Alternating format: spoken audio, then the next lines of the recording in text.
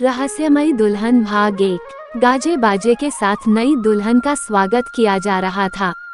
दर्शना देवी हाथ में आरती का थाल लिए उसके दरवाजे तक पहुंचने का इंतजार कर रही थीं। घर के अंदर मंगल गीत गाए जा रहे थे। कुछ औरतें दर्शना देवी के साथ खड़ी हुई आपस में नई बहू के विषय में चर्चा कर रही थीं। कुछ देर बाद चंद्रिका अपने ससुराल के दरवाजे पर आंखें झुकाए सकुचाई सी गठबंधन से बंधी हुई अपने पति शेखर के साथ खड़ी हुई थी।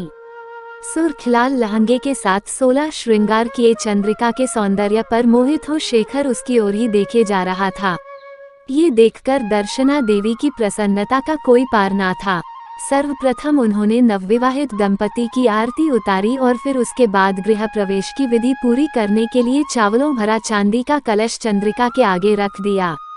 चावल के कलश को अपने दाहिने पैर से अंदर की ओर गिराने के बाद चंद्रिका शेखर के साथ घर के अंदर एक कदम रखती है। तभी एक औरत चांदी की परांत में घुला हुआ लाल रंग लाकर चंद्रिका के आगे रख देती हैं। उस परांत के आगे एक सफेद रंग की चौड़ी कपड़े की पट्टी बिछा दी जाती है। शेखर चंद्रिका की गठबंधन की ओढ़नी लेकर अलग खड़ा हो जाता है और चंद्रिका अपना पैर परांत में रखते हुए आगे बढ़ती है। परांत से पैर निकालकर चंद्रिका उस सफेद रंग के कपड़े पर अपने लाल रंग के पैरों के निशान बनाती हुई आगे बढ़ती है।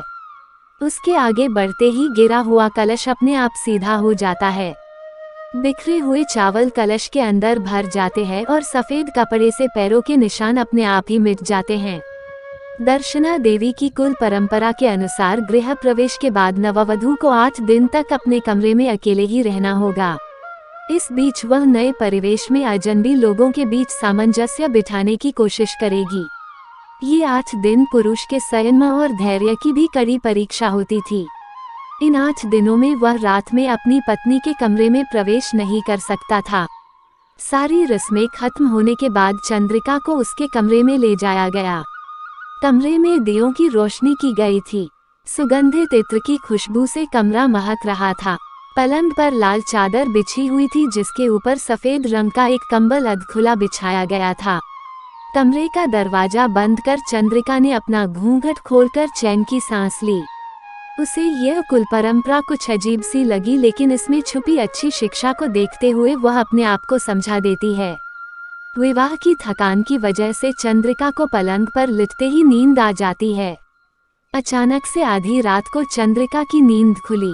उसे चूड़ियों की खन खन सुनाई दे रही थी। उसने उठकर देखा तो वहां बिल्कुल उसके जैसे कपड़े पहने हुए एक और दुल्हन बैठी थी जिसके चेहरे पर घूंघट पड़ा हुआ था।